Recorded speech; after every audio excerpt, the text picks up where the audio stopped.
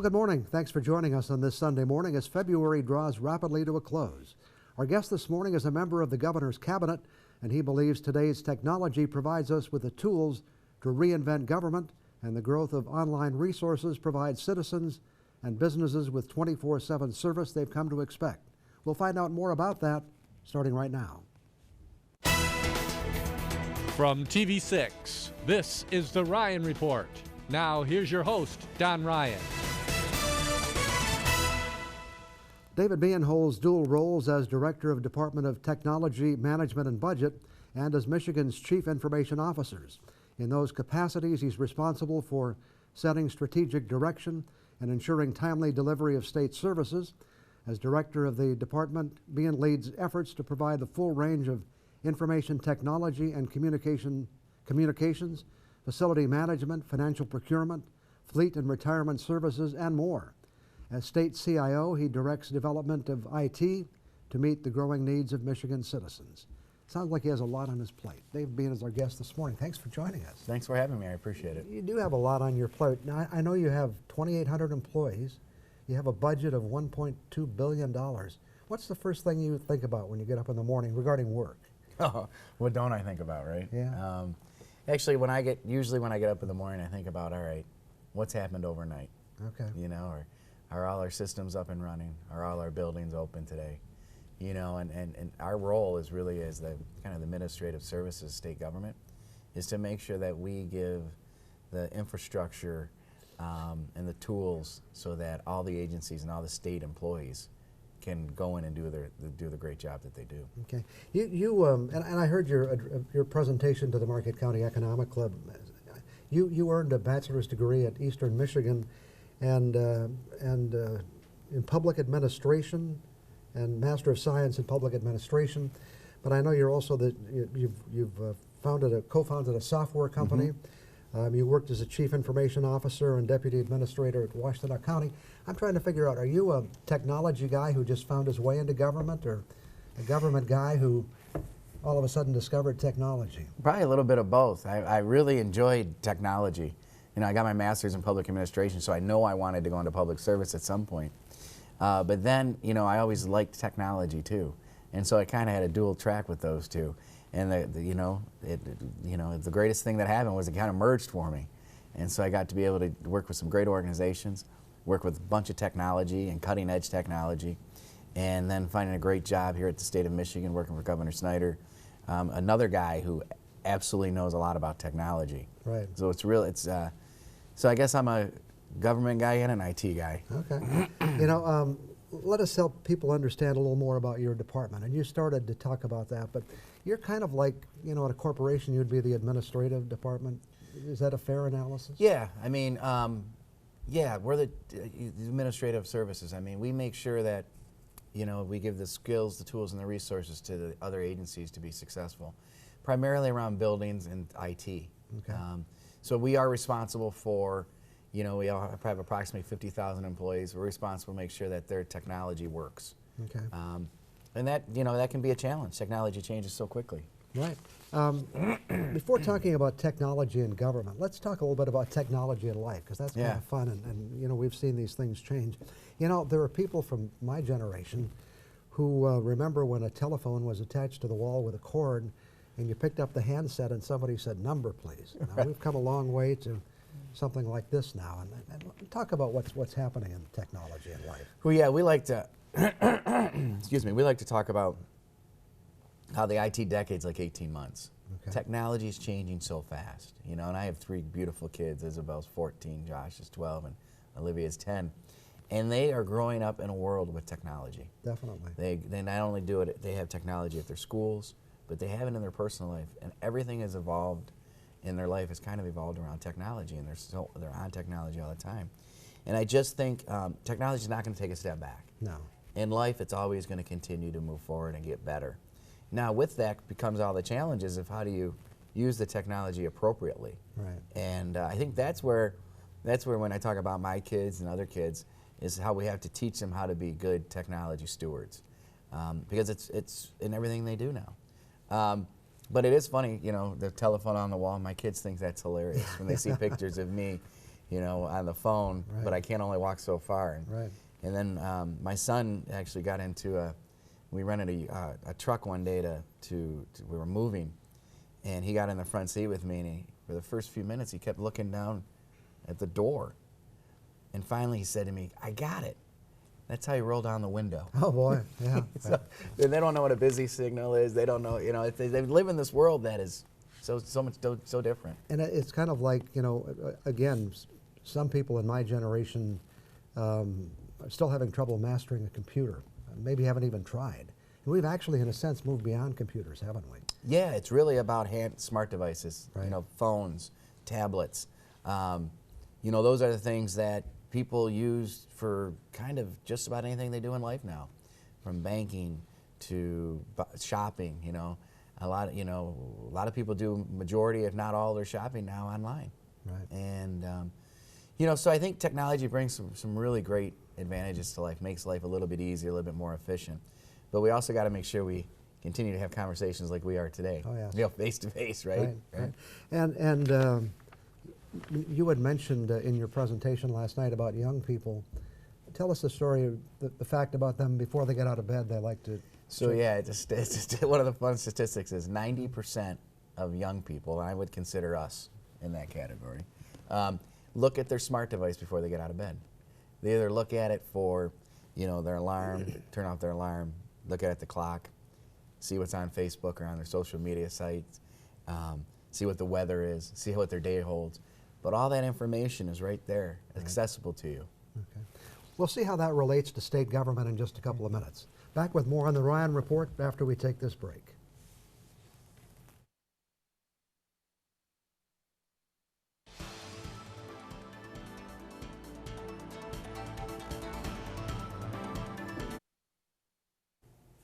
We're talking with David Behan, the Chief Information Officer for the state of Michigan, head of the Department of I'm going to get Technology Management and Budget. Too many initials there. Right. TMB, right. Right. Technology Management and Budget. You actually don't get personally involved in the budgeting process, do you, as far as the state itself goes? Well, I do. I mean, for our agency, we do. Right. Right. We work with John Roberts, the state budget director, Okay. and for my agency, and we work really closely with him on the budget for our agency. But we also work. All the IT spend comes through us, Okay. so we have to work real closely with the budget office on any IT procurements. So how are you trying to bring technology to the state of Michigan? Where are we in the process? We talk about the legacy. How do we change from the old to the new? Yeah, and that's an ongoing process in an organization as large as ours. If you think about it, the state of Michigan's a $54 billion company. And so we have a lot of old legacy IT systems that have to be replaced. And that's an ongoing process, and we define anything over 10 years old as legacy when it comes to IT. But every year another system becomes legacy. Exactly. So, we have great executive sponsorship. Governor Snyder really understands IT. John Roberts, the budget director, really understands IT. And they understand how it's going to fundamentally change the way we provide services in the future. So, we're involved, constantly evolving and making IT better in the state. As you try to make this transition, do you focus on particular areas of technology or certain departments? Is it more important that some departments be out front sooner than others? And not in their view, maybe. But Right. They're all equal to me. Right. But if you think about it, we have 21 agencies, and they're all different businesses, and they all have different technology needs. So we work closely with all the different agencies to understand their business goals, and then recommend to them and work with them on what kind of IT they should be using. Okay. And so they're all equally important. Okay. You had mentioned the state police in your presentation, but that's probably a good example of what are you doing with that department as far as technology goes? Yeah, so the state police, a couple years ago, they were kind of in a little budget crunch, and their colonel, Christy Etchu, is just a phenomenal leader. They decided that what they're going to do is put technology in the state police cruisers, and because that's where you want your state troopers. You want them, in their cars on the street, protecting folks. And so we did. We worked with them, and they closed posts. They put their troopers in the vehicles, and we put some really very cool, cutting-edge technology in the vehicles, so that the state troopers, that's their office now. Okay. It's a mobile office. And you're trying to do the same kind of thing with every department in Michigan, not the same thing, Right. but Yeah, analyzing each one, looking at their needs and trying to determine how Yep. they can become more efficient. Yeah, we look at their business goals and we work with them to say, all right, what technology do you need to be successful and to meet your business goals? And if you think about like Department of Health and Human Services, they have a lot of field staff. So what's the best technology for them? Not only for them to do their job, but to keep them safe, those kind of things. You look at Department of Natural Resources, they have a lot of people out in the field. So what's the best use of technology for them? So yeah, we just try to understand their business goals, work really closely with them on what technology they should use. Where would you say Michigan is in this process compared to other states? I get the impression that we're among the leaders. Is that? Yeah, is that I think accurate? that's fair to say. We're in the top 5 for sure. Okay. We are a centralized organization, so I'm the only CIO in the state. Where many states still have, like Texas, for example. Not to pick on Texas, but they have over 100 agencies, boards, and commissions, and they have well over 60 CIOs. And so Really? the CIO reports to the governor, kind of tries to bring them all together so they can collaborate.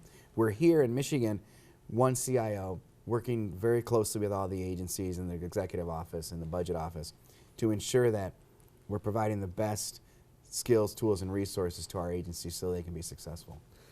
One of the things you want to do is make government more customer-oriented. Yeah. What's the term you would use? We call it customer-centric government, Okay. where we want to take our services to the citizen. I mean, if you think about it in your personal life, that's what you do, Right. You kind of have this digital persona where when you buy things online, they know what you want, and they customize things for you, they push things to you. We think that kind of expectation, that the expectation you have in your personal life, that I think you're going to want that from your government too. Not just state government, but county government, local government as well. We think we should be able to push services to you to make it a good, seamless and fun experience for you in government. Yeah, we have apps on our phones now that we can turn the lights on from our phone. Yeah. We can start meals cooking and do all kinds of things. And who knows where it's all heading in the future. And you're thinking that at some point in time, government can deliver, not turn our lights on, but provide services for us. Yeah, absolutely. Provide a fishing license. Or Yeah, oh yeah. whatever. Actually, if you can do that right now in the state of Michigan. Right. I have my fishing licenses on my phone. Okay. And it's those kind of it's the digital services that we should be able to push to you. If you opt in for that service, why can't we push that service to you so it makes it just for an easier experience for you, right? Okay. I've got some questions about how we deal with cybersecurity. We'll get to those in just a couple of minutes. Great. Back with more on the Ryan Report after this break.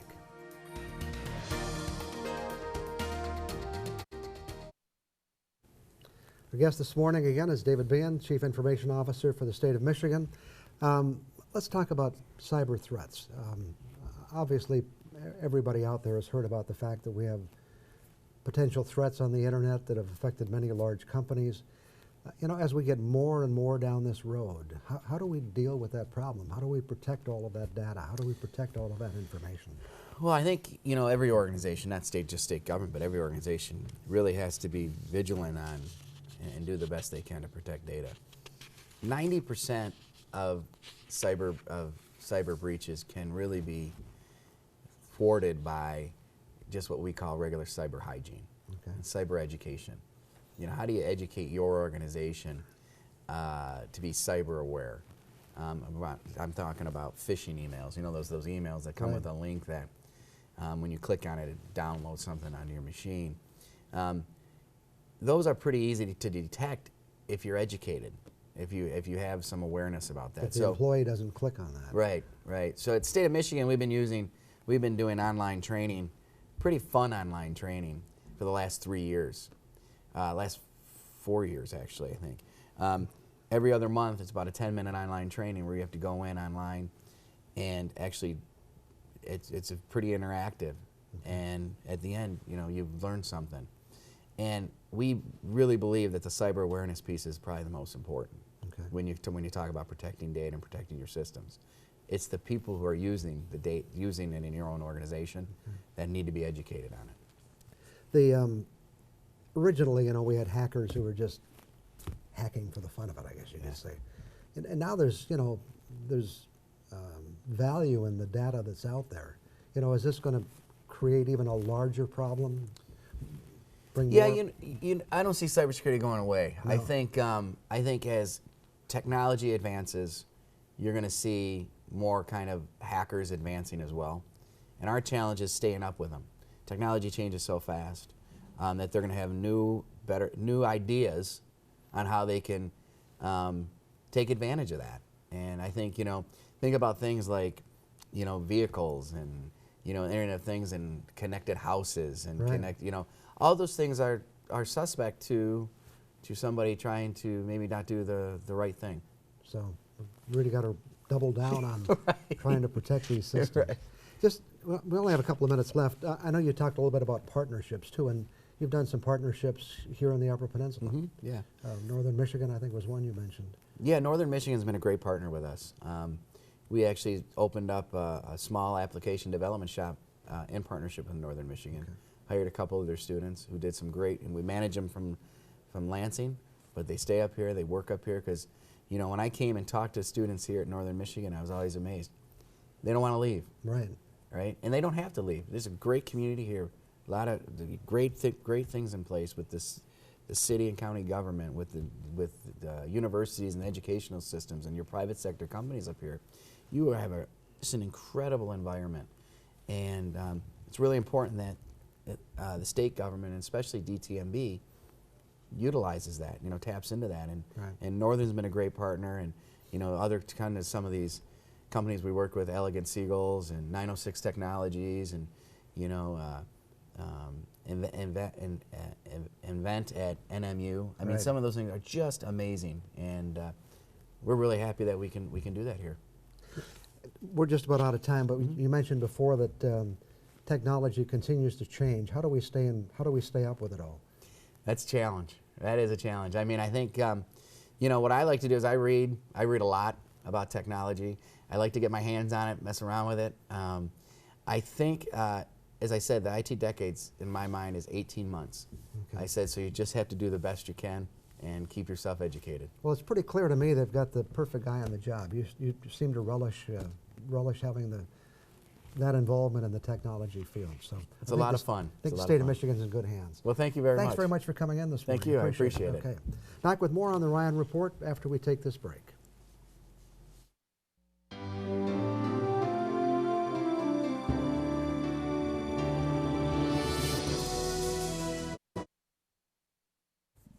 Well, with TV6 celebrating its 60th anniversary, I've occasionally been sharing some memories of earlier days. So this morning, let's go back to 1972. It was a presidential election year with Richard Nixon soon to be nominated to run for a second term. On the Democratic side, the field included a half-dozen candidates vying for the chance to unseat the president. We were always looking for ways to produce special programming to serve the public interest. So I had an idea that I thought would provide some interesting opportunities for TV6. With the Michigan presidential primary a month or two away, my idea was to invite all of the presidential candidates to come to Marquette to be interviewed on TV6. They had to come in person, not send a representative. I didn't have high expectations for getting a lot of positive responses, but I did hear back from the campaign organizations of two of the candidates. Hubert Humphrey was the first to accept, and Alabama Governor George Wallace was the second.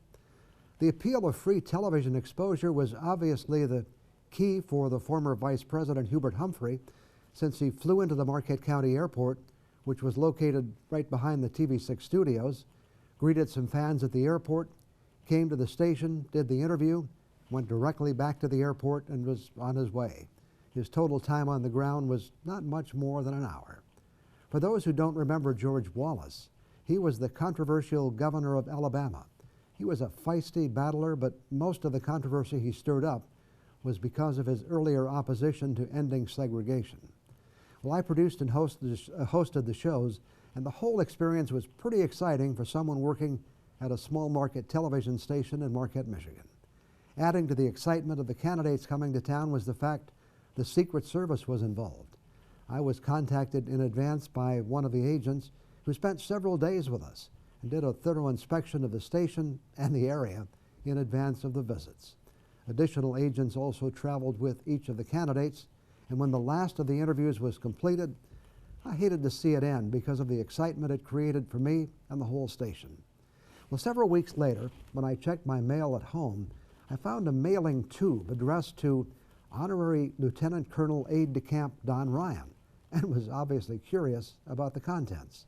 I opened it to find a very fancy scroll embossed with a gold seal proclaiming that I was appointed an Honorary Lieutenant Colonel Aide-de-Camp in the Alabama Militia.